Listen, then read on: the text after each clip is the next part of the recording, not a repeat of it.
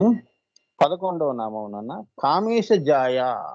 కామేశుడి యొక్క కామేశ జాయ 11వ నామం, గుప్త నామం. కామేశ జాయ అంటే కామేశ్వర రూప పరమాత్మ అని. అంటే ఆ ఈశ్వరుడే కామేశ్వరి అయి ఈ సృష్టి చేశాడని. కామేశ జాయ. ఆయనకు ఒక పదార్థం, ఇప్పుడు మనం ఉన్నాం అనుకో, మనం పుట్టాము అంటే తల్లి యొక్క శుక్ర శోణితాల వల్ల మనం పుట్టాం.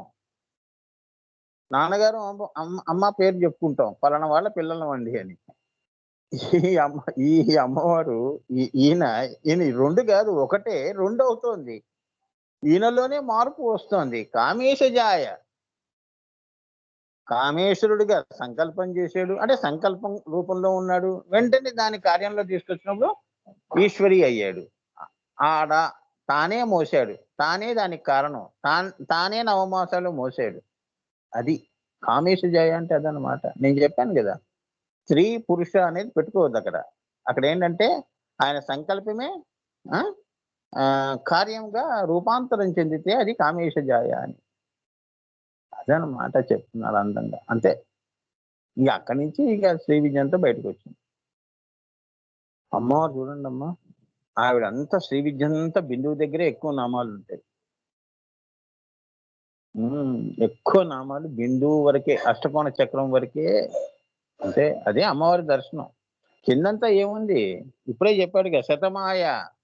అంతేగా, కింద దేవతలందరూ నువ్వు అంతటి వాడి ఇంతటి వాడు అని దేవతలు. అమ్మవారు అన్నిటికీ మూల కారణం కాబట్టి, మూల ప్రకృతి కాబట్టి ఆమె నామాలన్నీ పైన ఉంటాయి. భగవతి అని. అలానే 12వ నామం అన్న భాగ్యజాత. భాగ్యజాత.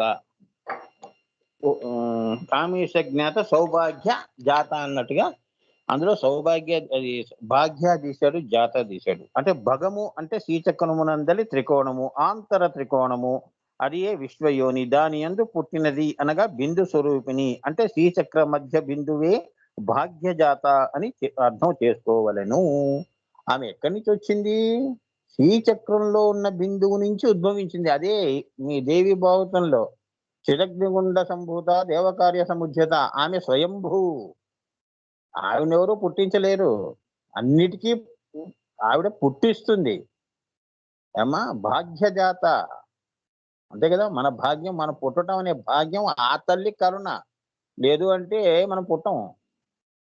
పుట్టిన తర్వాత ఇంత జీవితం గురించి మాట్లాడుతున్నాం కానీ పుట్టకపోరు ఇంత జీవితం ఎక్కడుంది? ఆవిడ భాగ్యజాత, అక్కడున్నాం. సో ఆవిడ ఎక్కడి నుంచి వచ్చింది? శ్రీచక్రంలోని త్రికోణాంతర దీపిక. అమ్మా, ఆ బిందువు నుంచి ఆమె ఉద్భవించింది అని. అదే భాగ్యము, సౌభాగ్యము అంటే అదనమాట. ఇంత సృష్టి వచ్చింది అంటే, ఇంతమంది ఇది నాది ఇది నీది అని మనం ఎలా పొందుతున్నాము, ఇవన్నిటికీ భాగ్యం ఎక్కడి నుంచి? ఆ విశ్వయోని అనే త్రికోణాంతర దీపికగా ఉన్న భాగ్యజాత నుంచి వస్తున్నాయి. అమ్మ భగవతి అన్నారు. అంతకంటే సౌభాగ్యం లేదు ఈ సృష్టికి అని. అమ్మా, చిల్లర ఏరుకోవటం కాదు, అసలే మూలం ధనం, అది భాగ్యం. అంటే భాగ్యము అంటే ఆ యొక్క విద్య, శ్రీ విద్య నీకు అనుభూతి అయితే అదే భాగ్యం నీకు జీవితంలో. అది అర్థం చేసుకోవాలి. అర్థమైందమ్మా? అది ఎంతమందికి అర్థం అవుతుంది, సానుభూతి అవుతుంది? అవునా? ఎవరికి కాదు కదమ్మా, కోటాను కోట్లలో 10 మందికి అవుతుంది. అంటే ఆ నిర్వికల్ప సవికల్ప సమాధులు ఆ గురుకృపల వల్ల వస్తాయి అని. అమ్మా, అది భాగ్యజాత అంటే. అదే కృష్ణ బిలము అంటే. మహాకృష్ణ బిలం అది. అంటే సృష్టి అంతా కూడా మళ్ళీ వెనక్కి తిరోధానంలో వెళ్ళిపోతుంది. అందులో నుంచే మళ్ళీ బయటకు వస్తుంది అమ్మవారు. అదే అదే రహస్యం. ఇప్పుడు మీరు ఈ ఆకాశాల్లో చూసే కృష్ణ బిలాల్లోకి అన్ని వెళ్ళిపోతున్నాయి కదా, బ్లాక్ హోల్స్ అంటారు.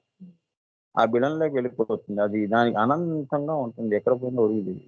లోయలే చూసి మనం ఇంత కంగారు పడుతున్నాం, అసలు బిలాలు చూస్తే కళ్ళు తిరుగుతాయి. కృష్ణ బిలం ఎలా ఉంటుంది అసలు? అందులో పట్టణ సంఘ దేవుడు అసలు చూస్తేనే కళ్ళు తిరుగుతాయి. ఆ కళ్ళు తిరగటంలో మనమే పడిపోతాం అందులో. అర్థమైందా? ఎవడు తోయటం అవసరం లేదు, ఎవడు నిర్ణయం తీసుకోవడం అవసరం లేదు. కళ్ళు తిరగటంలోనే అందులోకి వెళ్ళిపోతాం. అది కృష్ణ బిలం అంటే. అలాంటిది ఇక్కడ భౌతికంగా ఉన్నవి అన్నిటికీ కూడా ఇది తిరోధానంలో ఈ ఈ బిందువు కూడా మళ్ళీ పరాశూన్యంగా మూసుకుపోతుంది అని. అర్థమైందా? హిమాలయాస్ మంచుతో ఎలా కప్పబడిపోతుందో అలా ఆ పరాశూన్యం కప్పబడిపోతుంది. ఇంకేం ఉండదు అక్కడ. అది చెప్తున్నారు. కొండ లేదు, ఏమీ లేదు, వాగు లేదు, ఏం కనిపించదు సృష్టిలో. అదే దాన్ని భాగ్యజాత అంటారు. వెంకటేశ్వర స్వామి పొద్దున్నే ఆయన ఎప్పుడు దర్శనం ఇస్తే అక్కడ మనం తిరుపతిలో లైన్లో నించుంటున్నాగా. భాగ్యజాత అవి ఏమోనండి ఎప్పుడు తెరుస్తారో 3ంటికే లేచి ఇగో ఇక్కడ మెట్ల దగ్గర కూర్చున్నాను. కూర్చున్న వాళ్ళు ఉంటారుగా, వెంకటేశ్వర స్వామి పారాయణం చేసుకుంటూ పుస్తకం తీసుకుని చదువుకుంటూ కూర్చుంటారు. అవునా? అట్లా ఆయన స్వామివారు అలా ఇస్తారు దర్శనం. అలానే అమ్మవారు, ఈ స్వామివారే అమ్మవారు కదా. సో ఆయన అలా అమ్మవారు ఆమె సృష్టి చేయాలనుకున్నప్పుడే చేస్తుంది. లేదు అనుకున్నప్పుడు అందరం అక్కడే ఉంటాం, ఆయనలోన కరిగి ఉంటాం. అన్ని భావాలు ఇప్పుడు నీ మనసులో కరిగి లేవు, అన్ని స్థూలంగా బయటకు వచ్చాయ్యా. అవునా? 8:30 తర్వాత ఏం చేయాలో అన్నీ కూడా కరిగి ఉన్నాయి. వంటలు చేసేవాళ్ళు వంటలు చేసుకుంటారు, పనులు చేసుకునే వాళ్ళు పనులు చేసుకుంటుంటారు, ఆన్లైన్లో వాళ్ళ ఆఫీస్ పనులు చేసుకునే వాళ్ళు చేసుకుంటుంటారు. అన్నీ ఇవన్నీ కానీ ఆ టైం వస్తే కానీ అందుకే అన్నారు కదా శ్రీ విద్యలో గురువు గారు, సమయం ఆసన్నమైనప్పుడు అమ్మవారు సృష్టి చేస్తుంది. ఆ సమయం ఆవిడికి అది రావాలి. అప్పుడు కాలం కూడా పుట్టిస్తుంది. అకాలము అప్పుడు అకాలము కాలదేశ చైతన్యాలు ఏమి ఉండవు అన్నమాట. అదే భాగ్యచేత అని. మేయ మాతృమాన మేయ అంటారు కదా, జాతృ జేయ అంటారు కదా. అలా మాతృమానమేయం ఇంకో 13వ నామం మేయ అంటే మాతృమానమేయములలో చిట్ట చివరిది మేయము. ఆమె మేయము. ఇప్పుడు నువ్వు జాతృ దేన్ని ధ్యానిస్తున్నావు? అమ్మవారినండి.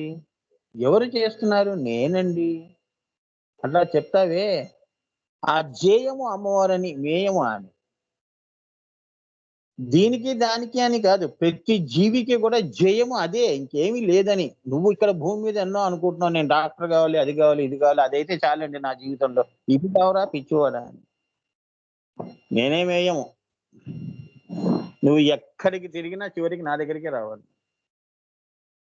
అర్థమైందమ్మా? అది చెప్తున్నాడు. మాయలో నువ్వు ఎన్నో పెట్టుకుంటావు జేయము. జేయాలు ఎన్నో ఉన్నాయి కదా అందరికీ. చివరిగా నువ్వు కోరుకునేది జయం ఏదైతే ఉంటుందో అదే ఆమె కూర్చున్నది. ఇంక నీకేమీ కనిపించవు, ఇంకేం వద్దమ్మా నువ్వు తప్ప అనే స్థితికి తీసుకొచ్చేస్తుంది. అది చెప్తున్నాడు. అంతవరకు తాను ఇంద్రియ గ్రామము ద్వారా మాయలో ఉంచింది. అవునా? తర్వాత ఇగో ఇది జయం ఏమిటి మాయలో అంటే ఏమి లేదమ్మా, సత్యం తెలుసుకున్నాను తల్లి.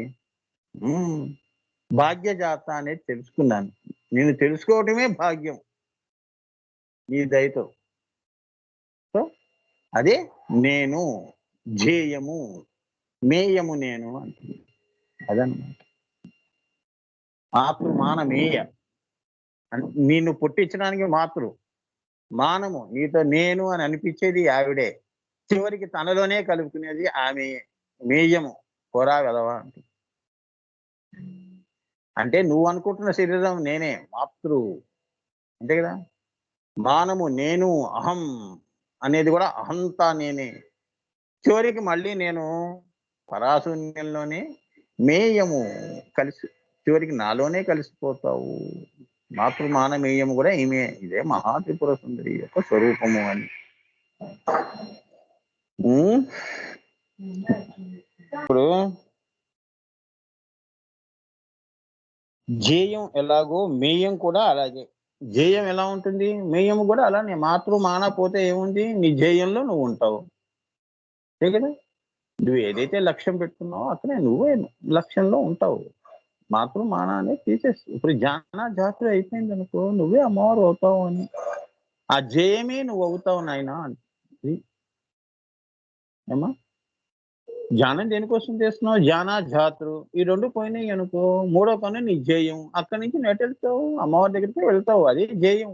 అంటే మాతృమాన, ధ్యాన, ధాతృ. ఇచ్చా జ్ఞాన తీసేయి. ఈ క్రియలు తీసేస్తే ఏముంది? అదే ధ్యేయం. ఈ ఇచ్చా జ్ఞాన క్రియల్లో ఉంటే మాతృ, మాన, మేయ. 3 చేయాలి కదండీ! ఎవరు చేసి పెడతారు నాకు? అవునా? ఎందుకమ్మా ఇదంతా నీకు అంటే, లేదండి చేయకపోతే ఎవరు చేస్తారండి? అన్నీ చేయాలి గదా! నేనే కర్త, కర్మ, క్రియ. నేనే రాజు, మంత్రి, సైనికుడు. అంతే గదా! మన పరిస్థితి అలా. అందరూ కిరీటాలు పెడతారు గానీ, మనతోనే ఎక్కువ పనులు చేయిస్తారు. అంటే సరదాగా చెప్తానమ్మా.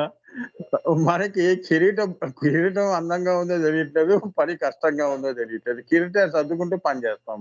మన రాజు లక్షణాలు ఇలా ఉంటాయి. ఇదేం కర్మో అర్థం కాదు. ఆ! అవునా? అబ్బా! ఎంత పని చేస్తారు అంటే, మనం ఎంత పొంగిపోతామో కిరీటం పెట్టినంత ఆనందం. ఇంకా ఎక్కువ చేస్తాం. అదే పిచ్చి లక్షణం. అవునా? అంటే మనం అంత ప్రసన్నం. ఆంజనేయ స్వామిలో అంత కరిగిపోతాం. ఇంత చెయ్యరా అంటే అంత చేసి పెడతాం. అయ్యో! అది కూడా ఎందుకు చేశారంటే అది రేపు చేయొచ్చులేండి. ఎందుకండి మళ్ళీ రేపు ఇప్పుడే చేసేసి అన్నీ పెట్టేసాను. అది. సో, మనకు పెట్టేవన్నీ ఏంటంటే ముళ్ళ కిరీటాలు పెడుతున్నారో తెలీదు. వజ్ర వైడూర్యాలతో ఉన్న కిరీటాలు పెడుతున్నారో తెలీదు. అలా తెలివిగా పనులు చేయించుకునే వాళ్ళు కొందరుంటారు. ఏమో ప్రపంచం అదనమాట. హ్మ్. కొన్ని సరదాగా చెప్పానమ్మా. ఎందుకంటే ఇవి "ఏం స్వామి మీకు కూడా స్వానుభూతా?" అంటే ఒక రకంగా స్వానుభూతి అని మరి. అన్నీ నేనే చేసుకోవాలి గదా! అంతే గదా! All in one. అవునా? ఏ టు జెడ్ టాబ్లెట్‌లో అన్ని విటమిన్స్ ఉన్నట్టు నేనే జేసుకోవాలి. A to Z. అట్లా. సో, అంటే ఆమె సాక్షాత్తు ఈశ్వరీయ స్వరూపమని అర్థం. అంటే ఈమె సాక్షాత్తు ఈశ్వరుడి యొక్క స్వరూపము అని. జ్ఞేయము అంటే ఏంటంటే, లక్ష్యము అంటే సంకల్పము, స్వరూపమే నేను రా అంటుంది. ఈశ్వర సంకల్పము స్వరూపమే ఈ సృష్టి అని నువ్వు అంటున్నావే, ఈ సృష్టంతా నేను. ఇదంతా మానమేయం ఇదంతా నేనే నిండి ఉన్నాను. నువ్వు అనేవాడు ఎక్కడున్నావు నాకు విరుద్ధంగా అని అడుగుతోంది అమ్మవారు నిన్ను. నేను అని అంటున్నావు గదా! ఆ నేను అనేది గూడా నేనే. అర్థమైందా? ఈ యొక్క శ్రీచక్రం అంతా నేను నిండి ఉంటే మళ్ళీ నువ్వెక్కడి నుంచొచ్చావు? నేను ఈశ్వర స్వరూపాన్ని అని. అంతే కదమ్మా! నీలో ఉన్న ఆత్మలన్నీ ఆవిడ తీసేసిందనుకో శరీరాలన్నీ ఏమైనాయి? మానమేయ. అంతేగా?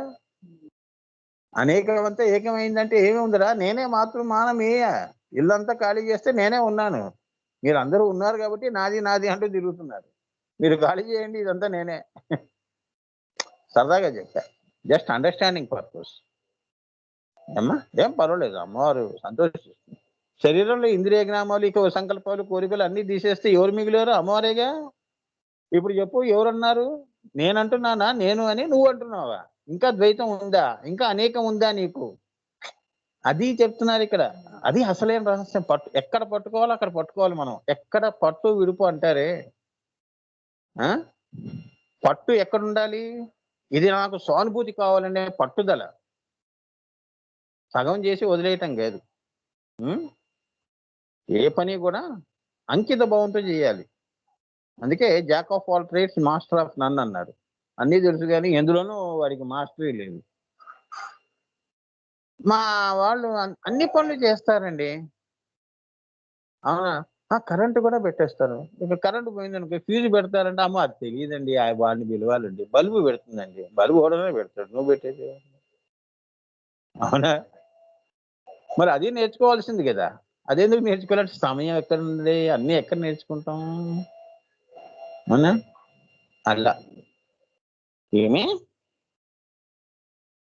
ఈ తల్లి ఈశ్వర రూపము అని అర్థం. ఈశ్వర రూపము అంటే మొత్తం గూడా ఆయన సంకల్పం మీదే సృష్టి జరుగుతోంది అని.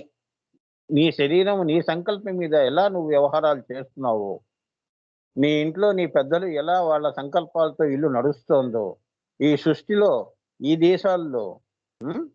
పైవాళ్ళు ఏ రకంగా సంకల్పం చేస్తే దేశం నడుస్తోందో, అలానే ఈ సర్వ సృష్టి 14 భువనాలు గూడా ఈశ్వర సంకల్పంతో నడుస్తున్నాయి అని ఆ స్వరూపమే నేను రా అంటుంది. అది చాలా సింపుల్ గా నీ దగ్గర నుంచి అక్కడ దాకా చెప్పారు. సో ఇప్పుడు పంచదశలో సకల హ్రీంలో కల హ్రీం, సకలలో కల హ్రీం, అలానే సలహ్రీం, కలహ్రీం, సలహ్రీం. సంకల్పము నేనే, కార్యము నేనే, ఈశ్వరుణ్ణి నేనే, ఈశ్వరి నేనే అని ఈ సకల సృష్టికి అంతా ఈ కలహ్రీం అలానే సలహ్రీం ఈ రెండు నేనేరా. ఇవి ఉరుద్వయము అంటారు. అంటే కార్యకారణాలన్నీ మేమే అని ఉరుద్వయము అని. ఇప్పుడు నువ్వు కారణం లేకుండా ఎందుకు పని చేస్తావు? అవునా? సంకల్పం ఉండాలి కదా, కారణం ఉండాలి కదా. కారణం ఎక్కడ ఉంటుందో అక్కడ కార్యం ఉంటుంది. కారణం వెళ్ళినప్పుడు అలా కుర్చీలో కూర్చుంటాం, గురువు గారు ఏదో చెప్తున్నారు విందాం, అంతేగా.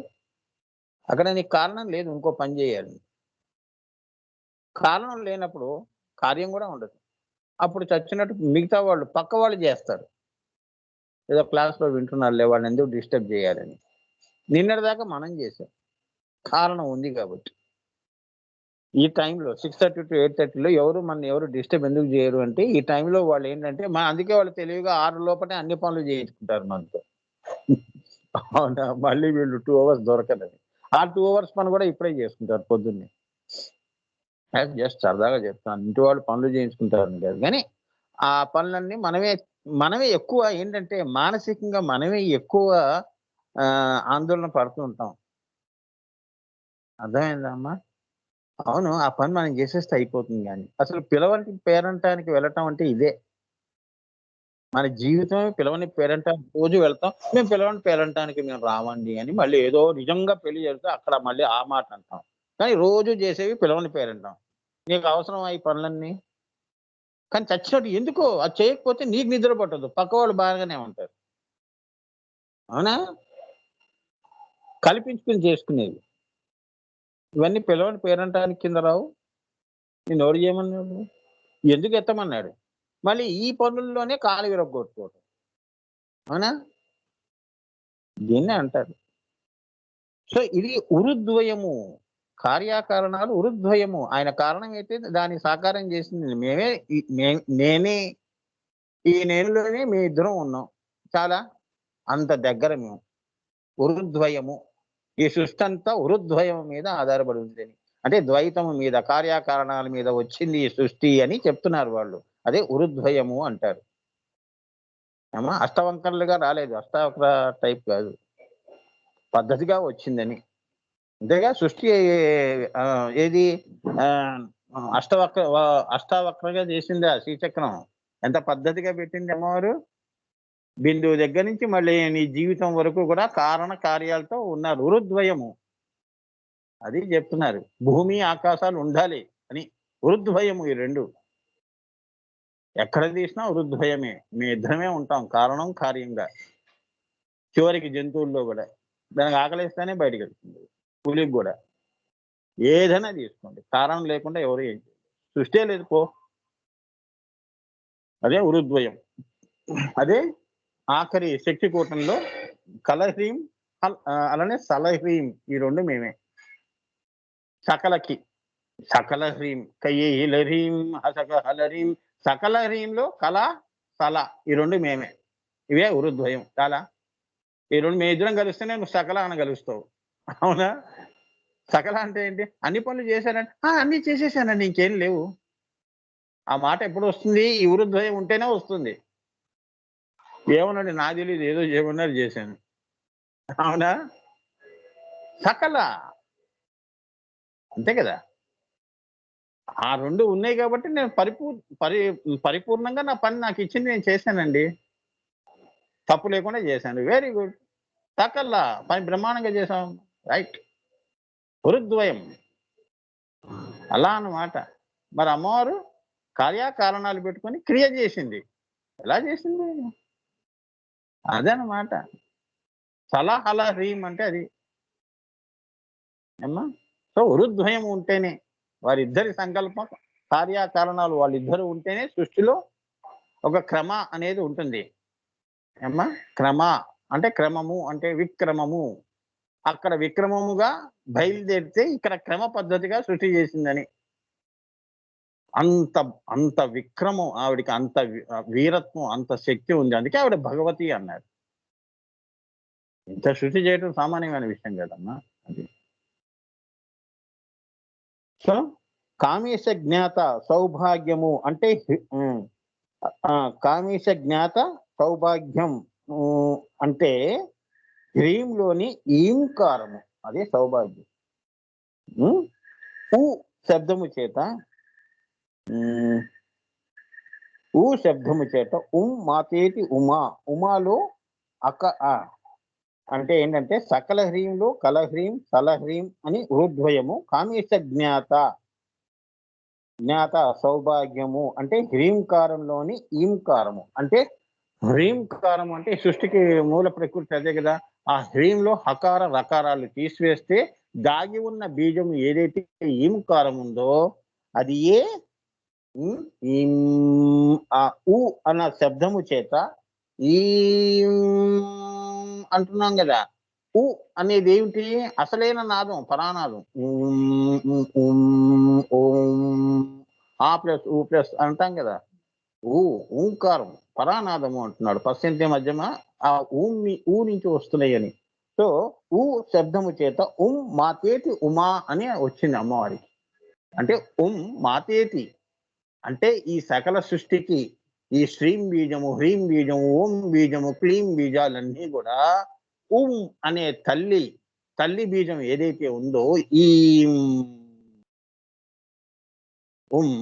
మాతేటి ఉమ ఆమె తల్లి అయినది బీజాక్షరాలకి. అందుకే మంత్ర మహేశ్వరి అన్నారు. ఆమె మాత, ఆవిడ నుంచే వచ్చింది. అంటే ఆవిడే రూపాంతరం చెంది శ్రీం కాస్త హ్రీం అయింది, హ్రీం కాస్త ఓం అయింది. వీళ్ళందరికీ కూడా కన్న తల్లి ఎవరంటే మాతేటి ఉమా పరపుల్లలిత అని. ఉమాలో అకారాన్ని ముందుకి తెస్తే ప్రణవం అవుతుంది. ఎట్లా రాసుకోండి. ఆ ప్లస్ ఉ ప్లస్ మా ప్లస్ అర్ధచంద్ర ప్లస్ బిందువు. అర్ధచంద్ర పైన చుక్క పెడతాంగా ఓంకారం చేసినప్పుడు అది ఓం అవుతుంది. ఓకే. అంటే సర్వ సృష్టికి కూడా ఉమా మాతేటి ఉమ అంటే అమ్మవారు ఎక్కడి నుంచి ఓం నుంచి బయలుదేరి ఆమె శ్రీమై హ్రీమై ఓం అయింది. అందుకే ఆమె మాతేటి ఉమా. అది ఆవిడ మేయము అక్కడి నుంచే ఉంది ఈ సృష్టికి. మాతృమాన మేయం అలా అన్నమాట. సో ఈ ఓం నుంచి మనం స్థూలము, ఓం హ్రీం మధ్యలో అంతా దేవతలు అట్లా అనుకోండి. హ్రీం శ్రీం మధ్యలో అంతా కూడా మానవవుగా దివ్యవుగా వీళ్ళందరూ ఉంటారు. నేను శ్రీవిద్యలో చెప్పాను కదా. దానిపైన మళ్ళీ అమ్మవారి బిందువులో వాళ్ళిద్దరు కూర్చొని ఉంటారు. అది చెప్తున్నాను. మాతేటి ఉమా అంటే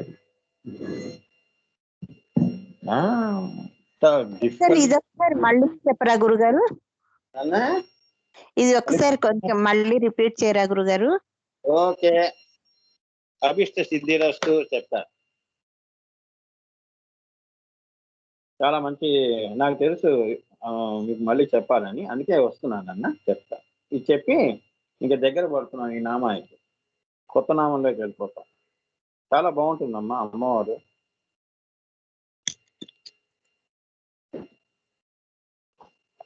మనకి శ్రీ విద్య అర్థమైతే లక్ష్మి ఈ శ్రావణ శుక్రవారంలో, అర్థం కాకపోతే అలక్ష్మి. అబ్బా అంతేగా, ఏదో పాయసం తాగలేదని. అంతేగా. ఇక్కడ ఏంటంటేనన్నా హ్రీంకారంలో హకార రకారాలు తీస్తే ఓం మిగులుతుంది. శ్రీంలో కూడా శకార రకారాలు తీస్తే ఓం మిగులుతుంది. ఊ అనే అక్షరం అని ఎందులో ఏం తీసినా అన్నిటికీ కూడా అన్నిట్లో ఉకారంగా దాగి ఉన్న తల్లి ఎవరైతే మాతృ మాన మేయంగా ఉన్నారో అన్నిటికీ.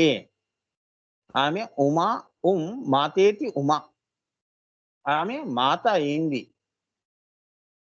ఏమ్మా బీజానికే మాత అయిందంటే అక్షరాలు ఏమున్నాయమ్మా? అవి ఎవడన్నా ఎన్నన్నా చెప్తాం, ఎన్ని మాటలన్నా చెప్తాం.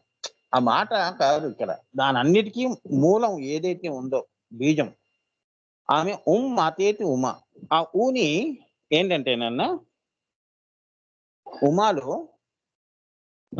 ఆకారాన్ని ముందుకి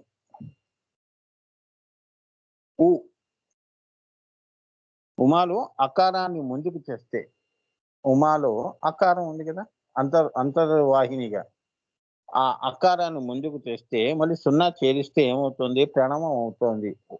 ఓం అని, ఉమాని, ఓం ఉమాని. అన్నామంటే ఉమా మళ్ళీ అదే ప్రణవం అవుతోంది. ఆమె ప్రణవమే. అన్నిట్లో కూడా ఆ మాత తల్లి ఉన్నది అని, శ్రీమాత ఉన్నది అని, నీలో కూడా ఆత్మగా ఉన్నది అని, అది ఉమ్మగా ఉంది. మా ఏమో శరీరం, దీన్ని నడిపేది నాదం, అదే ఆమె త్రికోణాంతర దీపిక. అది చెప్తున్నాడు. ఆ ప్లస్ ఊ ప్లస్ మా అంటే అది. ఈ సృష్టి అంతా కూడా అంటే గురుగారు ఇది ఉమా అన్న నామానికి వివరణ కావచ్చా గురుగారు? వివరణ ఏం లేదు నాన్న. మా అయింది అంటే అంటే ఏంటంటే ఇది అమ్మవారి ప్రణవం. అమ్మవారి ప్రణవం అమ్మవారికి అంటే ప్రణవం ఉన్నది. ఆ ఊ ఎట్లా వస్తుందో అని లాస్ట్ కి వస్తుంది కదా, అది నాదంకి వెళ్ళిపోతుంది. ఇక్కడ నాదం తీసుకుని సృష్టికి వస్తుంది. అది సృష్టి క్రమం, సంహార క్రమంలో మళ్ళీ సంహార క్రమంలో అంటే ఏంటంటే ఇది రివర్స్ అన్నమాట. అమ్మవారి ప్రణవం ఉమా నామం, అయ్యవారి ప్రణవం ఓం. ఓం ఏంటంటే ఓం ఎట్లా ఎం మా అనేది ఆగుతుంది, నాదంలో ఆగిపోతుంది. ఆమె అనే దాని నుంచి మాయకి తీసుకొచ్చింది, అది సృష్టికి తీసుకొచ్చింది. అది అది అమ్మ, అందుకే అమ్మ ఉమా అనే నామం అమ్మవారి ప్రణవం. బాగా చెప్పానన్నా. అదే మాతేతి ఉమా అంటే అదనమాట. అంటే అంతే. ధన్యవాదాలు. జయశ్రీ గారికి అమ్మవారు అనుగ్రహించి ఈ నామం చెప్పించింది. సో విన్న వాళ్ళు అదృష్టవంతులు, చెప్పిన వాళ్ళు అదృష్టవంతులు. అందులో నేను కూడా కింద కూర్చునే విన్నానమ్మా జయశ్రీ. ఆ వినయం నాకుందమ్మా. అంటే నాకు తెలియదని కదమ్మా, కానీ నేను అలా నా అనుభూతి. లేదు ధన్యవాదాలు గురుగారు. అదేం లేదు, మీరు చెప్తుంటే మాకు లేదు. మనం ఎప్పుడు కూడా అమ్మవారి దగ్గర వినయమే ఉండాలి. ఆ తల్లి ఎలా పలికిస్తుందో అలానే. దానికి ఎప్పుడు నేను తల్లికి పాదాల దగ్గర బతికేవాళ్ళం మనందరం. సో ఇప్పుడు అంటే సదాశివుడు శుక్ల బిందువు. ఓకే. మరలా అంటే శక్తి రక్త బిందువు అయింది. వీళ్ళిద్దరి కలయిక వల్ల శక్తి బిందువు. ఈ రెండిటి పరస్పర ఈక్షణం వలన మరి వాళ్ళిద్దరు ఉకారము అలానే మరి మరల శక్తి కూడా అయింది అంటున్నాడు. అందుకే అది పరాబీజం కదా. మాతృ మాన మేయం అన్నీ ఎక్కడి నుంచి వస్తున్నాయో చెప్తున్నాడు. మేయము మాతృ లక్షణములు వచ్చాయి. ఆ రెండిటి పరస్పర ఈక్షణం వలన మానమేయ మాతృ లక్షణములు వచ్చాయి. అలా చూసుకోవటం వలన వాళ్ళకి స్వస్వరూప జ్ఞానాలు ఇద్దరికి వచ్చాయి అని వీక్షణం చేసుకోవటం, ఒకరినొకరిని చూసుకోవటం, మానమేయములు వచ్చాయి. అలా వారికి వచ్చేయగలి కాబట్టి ఈ సృష్టి వచ్చింది అని వారి నుంచి ఓంకారం వచ్చింది. ఇప్పుడు జయశ్రీ గారు చెప్పింది. అంటే త్రికోణము వచ్చినది అని, విశ్వయోని వచ్చినది, రాబోయే సృష్టికి త్రికోణం తయారై ఉంది అని అర్థం చేసుకోండి. అఖండత్వము నిండి ఉన్నప్పుడు ఈశ్వరునికి స్వ అన్న భావన లేదు. ఆయనకి స్వ అన్న భావన తీసుకురావాలి, లేకపోతే ఆయన ఊగా ఉండిపోతాడు. అలా ఆయనకి గోలంతా పెట్టుకోడు. సో ఆయన కిందకి తీసుకురావాలి. అది సో స్వ అనే భావన ఆయనకి రావాలి, స్వభావము రావాలి. తనకంటూ ఒక భావం కలగాలి ఆయనకి. నేను ఈశ్వరుణ్ణి అని రావాలి స్వభావము. మనం కూడా ఇక్కడ భూమి మీద ఏమోనండి వాళ్ళ స్వభావం ఏంటో మాకు అర్థం కాదండి అన్న. అంటే వాళ్ళు ఈశ్వర స్థితిలో ఉన్నారండి. శ్రీ విద్యోపాసకులు, మహామునులు, ఋషులు వాళ్ళ స్వభావం మనకేం తెలుసు? ఏమనండి, ఎప్పుడు కళ్ళు మూసుకుని కూర్చుంటాడు, ఏ పని చేయడు, ధ్యానమే చేసుకుంటాడు. అలా ఉండిపోతాడు శివుడు. ఆయనకు ఒక స్వభావము. అక్కడ కుటీరం నిర్మించాను, ఇల్లు వచ్చింది మనకి అంటే శ్రీచక్రం వచ్చింది అని. మరి ఇల్లు కట్టుకోవటం లాంటిది కదా. మరి మీరేమిటి పురుషులై మీరు ఇలా కూర్చుంటే ఎలా? మీకు ఇంత మరి శక్తి ఉన్నది కదా. నాకు ఇగో ఇంటికి కావాల్సిన సామాన్లు నాకు అంటే ఆయన ఏమన్నాడు, ఈ అఖండ నుంచి నీకు కావాల్సినవన్నీ తీసుకుని సృష్టి చేసుకో అన్నాడు. అదే షాడ్గుణ్య సంపత్తి అంటారు.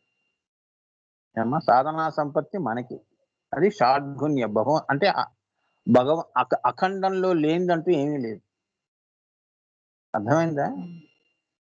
కింద కోరికల్లో అందుకే ఎవ్రీథింగ్ ఈజ్ పాసిబుల్, అన్ని ఇంపాసిబుల్ అనేది లేదు ఆమెకి.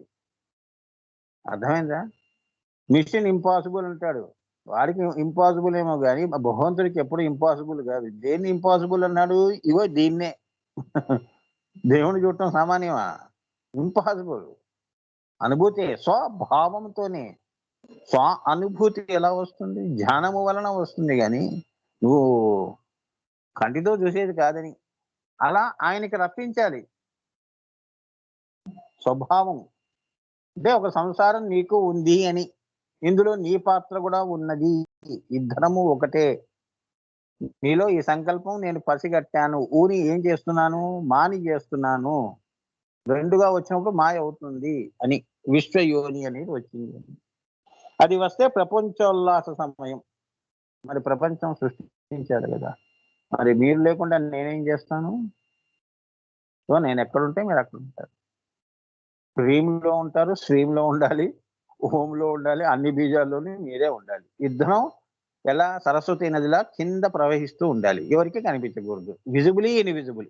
అదే పరా అపర, పరాపర. మళ్ళీ ఇద్దరం కలిసి పరాత్పర పైనే ఉందాం, ఊళ్ళోనే. అర్థమైందా? అన్ని పనులు చేస్తాం కానీ ఎందులోనూ ఉండం. ఏమోనండి వాళ్ళు చేయమన్నారు చేశాను, నాకు మనసే లేదు అక్కడ అని మనం కూడా అంటుంటాంగా. అలా అలా అర్థం చేసుకోండి. మీరు అన్ని ఇష్టపడి చేస్తున్నావా, కష్టపడి కూడా చేస్తున్నారుగా. కొన్ని చిరాకుతో కూడా చేస్తున్నారు, కొన్ని తప్పదు అని చేస్తున్నారు, కొన్ని నామమాత్రంగా చేసే ఉంటాయి. నీకే ఎన్నున్నప్పుడు భగవంతుడికి ఎన్ని ఉండాలి? ఆయన పరాత్పర కళాం శ్రీచక్ర సంచారిణి ఆమె సృష్టి చేసేటప్పుడు అలా వాళ్ళిద్దరూ వచ్చారు నాయన. ఈం మాతేతి ఉమా, ఈం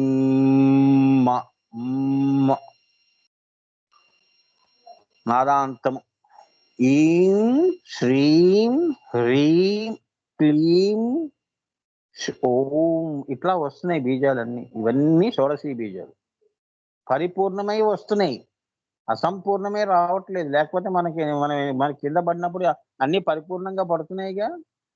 అవునా? కాళ్ళు చేతులు అన్ని కరెక్ట్ గానే ఉన్నాయి కదా, ఏ స్థానాల్లో ఉండాలో అక్కడే ఉన్నాయి కదా. సృష్టి సరిగ్గా ఉందిగా, సక్రమంగా ఉందిగా. అవునా? అది చెప్తున్నాడు, ఎంత అందంగా చెప్తున్నాడో చూడండి. సృష్టి ఎలా వచ్చిందో మూలాన్ని తెలుసుకుంటే ఆనందం వేరు. అదే బ్లిస్ బియాండ్ జాయ్ అంటారు. అదే నువ్వు కా అని ఆశీర్దిస్తాడు గురువు. ఏమ్మా,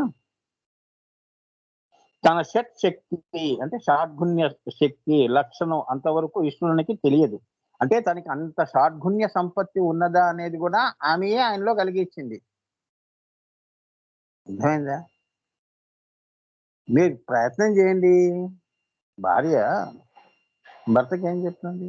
ఏదో పని చేయండి, ఏదో 4 డబ్బులు తీసుకురండి, ఏదో పని చేసి తీసుకురండి, ఇవాళ పూటకి అన్నం కావాలి అన్నట్టుగా. నీకు ఇంత శక్తి ఉంది, వెళ్ళు. ఆంజనేయ స్వామి కూడా అదే కదా, నేను ఎక్కడ దాటగలుగుతాను సముద్రం, ఇగో ఈ చిన్న నదే దాటలేను అన్నట్టుగా ఉంది ఆయన పరిస్థితి. మహాసముద్రం నేను ఎక్కడ దాటుతానయ్యా, నాకు ఇంత పని చెప్పావు, నాకు ఆ శక్తి లేదు అంటాడు. అప్పుడు ఆంజనేయ దండకం చదివాడు. శ్రీ ఆంజనేయం ప్రసన్నాంజనేయం అంటే తన శక్తి అంతా చూపించాడు.